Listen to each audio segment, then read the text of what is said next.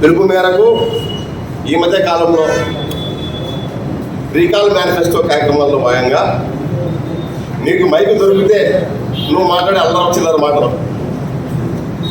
ప్రకాష్ రెడ్డి, నీకు వాస్తవాలు తెలియకుండా తెలుసుకో.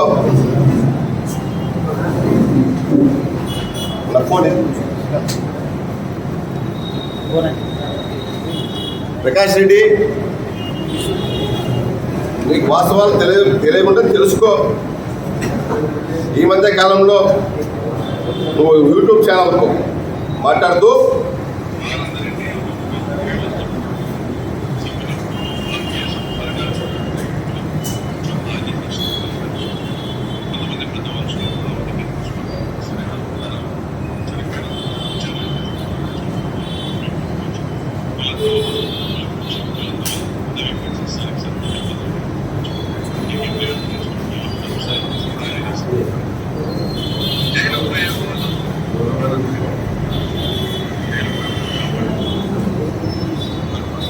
విన్నారు కదా, మా సోదరుడు ప్రకాష్ రెడ్డి మాట్లాడుతున్న మాటలు. ప్రకాష్ రెడ్డి, నీవు ఎప్పుడు అజ్ఞాతంలో బతికిన వ్యక్తివి. ఈ అనంతపురం జిల్లాలో నువ్వు ఏ రోజు కాపాడుకున్న పరిస్థితి లేదు. నువ్వు ఎప్పుడు భయపడి ఆడ ఇలా దూరుకొని బతికిన పరిస్థితి. ప్రకాష్ రెడ్డి, 2003 సంవత్సరంలో నువ్వు ఏడున్నావు. ప్రకాష్ రెడ్డి, మా గ్రామంలో, మా ప్రసన్నాయపల్లి గ్రామంలో 2000 సంవత్సరంలో వర్గకక్ష మొదలైతే ఆనాడు జరిగిన పరిస్థితి దృష్ట్యా, ఆనాడు జరిగిన సంఘటన దృష్ట్యా మా గ్రామంలో హత్యలు జరిగిన మాట వాస్తవమే. అది ఎవరు కాదన్నాని సత్యము. దాంట్లో ముద్దాయిలు ఒక్క భూమిరెడ్డి మహానంద రెడ్డే కాదు, 19 మంది ఉన్నారు. దాంట్లో 19 మంది ఉన్నారని మా మీద కంప్లైంట్ వచ్చిన పరిస్థితి. ఆ రోజు మా గ్రామంలో 2003 సంవత్సరంలో హత్యలు జరిగిన తర్వాత, 2004, 2005 సంవత్సరాలు జరిగిన తర్వాత 2006 సంవత్సరంలో మా గ్రామ పెద్దలతో పాటు గోపదర్తి భాస్కర్ రెడ్డి అన్న, అదేవిధంగా వైడిఆర్ శివారెడ్డి అన్న, అదేవిధంగా అప్పేశ్వర కృష్ణారెడ్డి, అదేవిధంగా ఉగ్రా సోదరు సూర్యనారాయణతో పాటు మా గ్రామ పెద్దలు, ఇరు కుటుంబాలు, ఇరు వర్గాలు శ్రేయస్సుకోరు పెద్ద మనుషులు, మా గ్రామంలో ఇటువంటి పరిస్థితులు మంచిది కాదని మా గ్రామాల్లో రాజీ చేసి 2004లో 2003లో హత్యలు జరిగితే 2006 సంవత్సరం నవంబర్ 2007 సంవత్సరంలో 2007 నవంబర్ 6వ తేదీన ఈ కేసు విచారణ జరిగితే 17/4/2008 సంవత్సరంలో ఈ కేసు కొట్టివేశారు. ఇది జడ్జిమెంట్ కాపీ, ఎఫ్ఐఆర్ కాపీ, ఇది జడ్జిమెంట్ కాపీ. ప్రకాష్ రెడ్డి, నువ్వు మాట్లాడుతున్న మాట ఏంది? ఆ గ్రామంలో సమస్యలు జరిగితే పరిటాల సునీత రాజీ చేసింది. పరిటాల సునీత రాజీ చేసిన క్రమంలో భూమిరెడ్డి మహానంద రెడ్డి కుటుంబం, భూమిరెడ్డి ప్రసాద్ రెడ్డి కుటుంబం పరిటాల సునీతకి సాయం చేయకుండా మా కుటుంబానికి సాయం చేస్తారని మాట్లాడుతుంది. నీకు వాస్తవ పరిస్థితి తెలుసా ప్రకాష్? ఆనాడు 2003 సంవత్సరంలో నువ్వు అనంతపురం 2004 సంవత్సరం జనవరిలో వచ్చినావు. జనవరిలో వచ్చి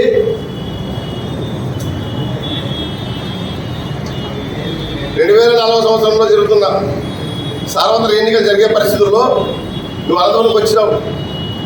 ఆనాడు వైఎస్ రాజశేఖర రెడ్డి గారు కాంగ్రెస్ పార్టీ అధికారంలో తీసుకొని రావాలని వేల కిలోమీటర్ల పాదయాత్ర పెట్టుకొని గాలనక ఎండనక తిరిగి ప్రజల్లో తిరిగి పార్టీని పూర్వవైపు తీసుకురాలా, ప్రతి శాసనసభ్యుని గెలిపించుకోవాలా అని పాదయాత్ర చేసినప్పుడు నువ్వు 2004లో మీ తండ్రి గారు తోదరి తాత్మారామరెడ్డి గారిని 2004 సంవత్సరంలో ఇండిపెండెంట్గా పోటీ చేసి బీనారాయణ రెడ్డిని ఓడించడానికి ప్రయత్నం చేయలేదా? బీనారాయణ రెడ్డి గారిని ఓడించడానికి ప్రయత్నం చేయలేదా? ఆనాడు రిజల్ట్స్ వచ్చిన తర్వాత వైఎస్ రాజశేఖర రెడ్డి గారు ముఖ్యమంత్రి అయిన తర్వాత నువ్వు అజ్ఞాతంలోకి వెళ్ళిపోయినావు. ఈయన రాజశేఖర మగం చూపించుకోలేక, ఈయన అనంతపురం ప్రజలకు మగం చూపించుకోలేక. ఎందుకంటే నీకు అనంతపురంలో నీకు వేసింది 3,000 చిల్లర ఓటు. డిపాజిట్లు లేవు మీకు అన్నాడు. మీరు ఆ క్రమంలో 2004 సంవత్సరంలో ఊరిసి పెట్టిపోయి మళ్ళీ అజ్ఞాతంలో బతికి ఆడి తిరిగి ఈడి తిరిగి వాళ్ళ దివాకర్ రెడ్డి కాళ్ళు పట్టుకొని నువ్వు అనంతపురంకి వచ్చిన పరిస్థితి మీకు.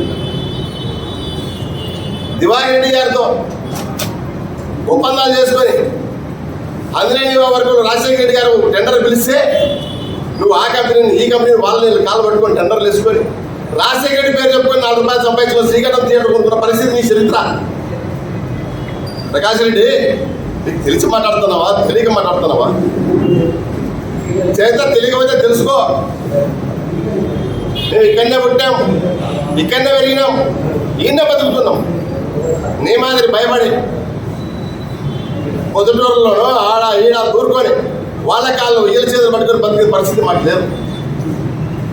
మేము చంపించుకున్నా ఈయనే ఉన్నాం. ఊడిసిపెట్టలే నీ మాదిరి. నీ చరిత్ర గలీజ్ చరిత్ర, ఊడిసిపెట్టి పోయి బతికే చరిత్ర. అంతేకాకుండా ఆనాడు నువ్వు మాట్లాడతావు ఏం బయటాల సునీత, బయటాల సునీతకి ఏం సంబంధం ఉందయ్యా? నాకు అర్థం కాదు. అనంతపురంలో ఎమ్మెల్యే ఆనాడు బీనారాయణ రెడ్డి గారు. 2004 సంవత్సరంలో బీనారాయణ రెడ్డి గారు ఎమ్మెల్యే.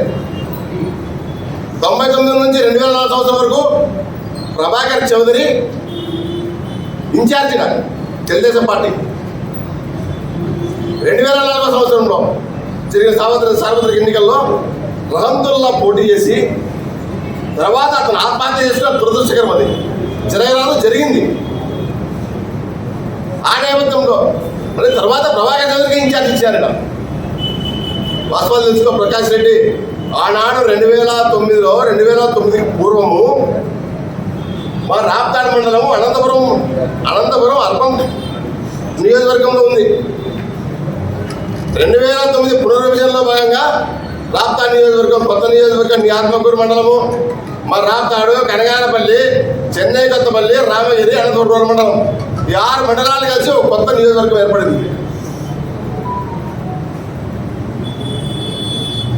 మాకు రాయి చేసే కేసు బయటాల సునీతకి ఏముందయా? మేము ఆయన కాళ్ళు మీ కాళ్ళు పట్టుకోవాల్సిన కర్మ మాకేంది?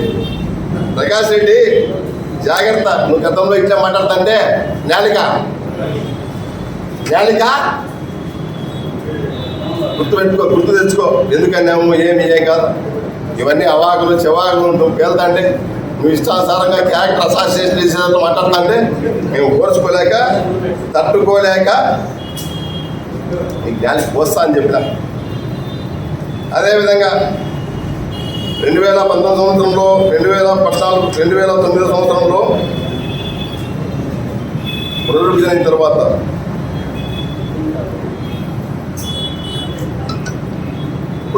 తర్వాత మా అన్న భూమిరెడ్డి శివప్రసాద్ దగ్గరికి వచ్చి, అన్నా నాకు శాసనసభ సీట్ అవకాశం ఇచ్చారు, నాకు సాయం చేయమంటే మళ్ళీ మా ఆయన నీకోసం తిరిగి సాయం చేసి. చరిత్ర మర్చిపోవద్దు ప్రకాష్ రెడ్డి, గుర్తు పెట్టుకో. అదేవిధంగా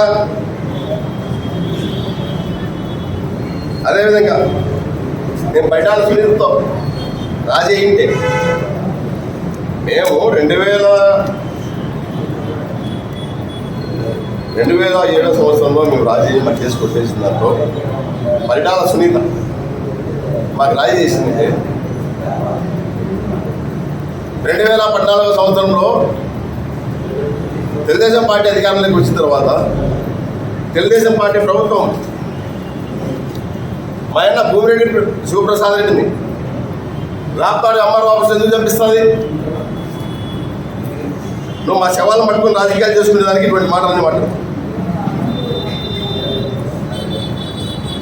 2000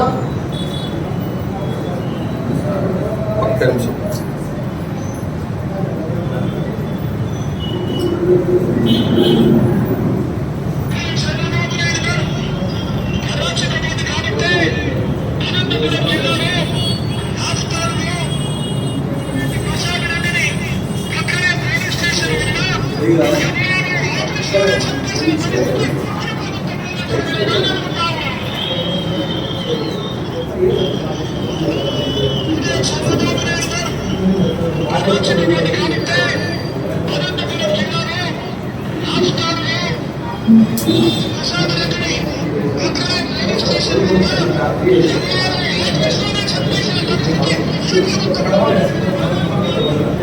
మాట్లాడింది మా ఆయన హత్యానంతరం జగన్మోహన్ రెడ్డి గారు ప్రతిపక్ష నేతగా ఉన్నప్పుడు మాట్లాడిన మాట. ప్రకాష్ రెడ్డి చరిత్ర తెలుసుకోవయా, చరిత్ర తెలుసుకోకుండా నీ ఇష్టం నోటికి ఏది వస్తే అది మాట్లాడడం. నీ యూట్యూబ్ ఛానల్లో కొన్ని ఒకరో పగలా ఛానల్ పెట్టుకొని నువ్వు మా మీద విమర్శలు చేసుకుంటా, నీ జీవితం అంతా మమ్మల్ని తిప్పుకుంటా, మాతో తీసుకోవడము, మాతో డబ్బులు తీసుకోవడం, ఎలక్షన్లు చేసుకోవడం ఇది నీ పరిస్థితి. అదేవిధంగా మా ఆయన భూమిరెడ్డి ప్రసాద్ రెడ్డి హత్యానంతరం మేము రాప్తాడు నియోజకవర్గంలో పార్టీని బలోపేతం చేశాను తిరుగుతూ ఉంటే నువ్వు ఎక్కడున్నావు ప్రకాష్ రెడ్డి అన్నాడు. 2014 సంవత్సరంలో ఎలక్షన్ ఓడిపోయిన వెంటనే రాప్తాడు నియోజకవర్గంలో ఓడిపోయిన వెంటనే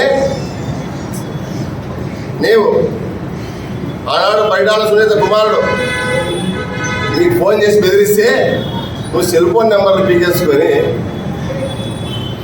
గుజరాత్ చేరుకున్న పరిస్థితి వాస్తవం కదా ప్రకాష్ రెడ్డి. మేము మమ్మల్ని ఎన్ని ఇబ్బందులు వచ్చినా మేము ఇక్కడ పార్టీలో పనిచేసుకుంటాం. ఇదే పరిస్థితి. ఎన్నో అవమానాలు పడ్డా మేము ఎక్కడ పోలే. అదేవిధంగా ఆనాడు తోపుదత్తి భాస్కర్ అన్న వీళ్ళందరూ కూడా మాకు ఎంతో సహాయ సహకారాలు అందించి ఈయన నారాయణమ్మ ఆనాడు జరిగిన సంఘటనలో ఇలా భర్త కోల్పోయింది. మా అన్న ఈ కుటుంబాన్ని మిగతా కుటుంబాలను ఆదరించి 2006లో సర్పంచ్గా చేసి మనం ఇనానమస్గా సర్పంచ్కి ఏకగ్రీవంగా చేసి ఇలా కుటుంబానికి ఆసరగా ఉండాలా, ఇలా కుటుంబానికి అండగా ఉండాలని. అదేవిధంగా ఇలా కుటుంబంతో పాటు ఇంకొక కుటుంబం ఉంది, వెంకటనారాయణ కుటుంబం. వెంకటనారాయణ కుటుంబం అనంతపురంలో కొద్దిమంది నాయకులు వాళ్ళ భూములు పిక్కునే ప్రయత్నం చేస్తే వాళ్ళకి అండగా నిలబడి వాళ్ళ భూములు నిలబెట్టిన పరిస్థితి మాది. ఏంది పడితే అది మాట్లాడుతుంది ప్రకాష్ రెడ్డి, జాగ్రత్త.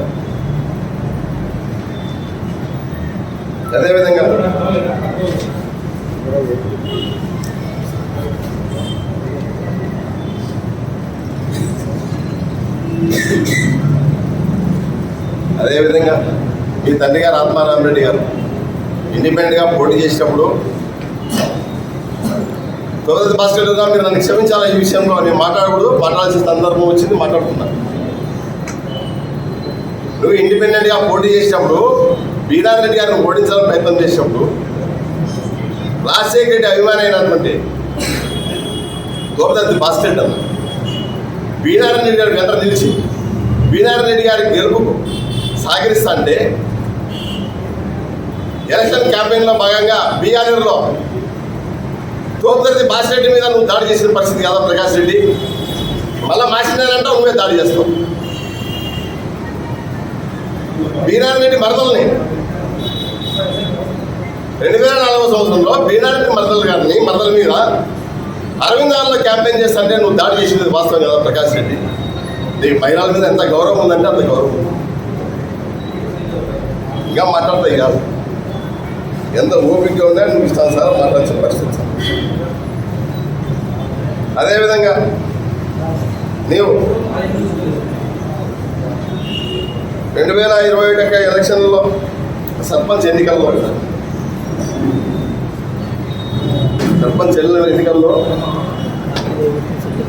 మా గ్రామానికి సంబంధం లేకపోయినా వైఎస్ఆర్ కాంగ్రెస్ పార్టీకి ఏనాడు పనిచేయని సత్యవతి అనే అమ్మాయిని తీసుకొచ్చి నువ్వు ప్రకటించినావు సర్పంచ్ అభ్యర్థి. మా యొక్క గ్రామస్తులంతా ఈ నారాయణమ్మ కుటుంబం 2006లో సర్పంచ్ అయినప్పటి నుంచి కాంగ్రెస్ పార్టీతో కొనసాగుతూ జగన్మోహన్ రెడ్డి గారు రాజశేఖర రెడ్డి గారు కాలమైన తర్వాత ఓదార్పు యాత్రలో భాగంగా మా గ్రామ పంచాయతీకి వచ్చినప్పుడు ఈ నారాయణమ్మ అప్పుడు సర్పంచ్గా ఉన్న పరిస్థితి జగన్మోహన్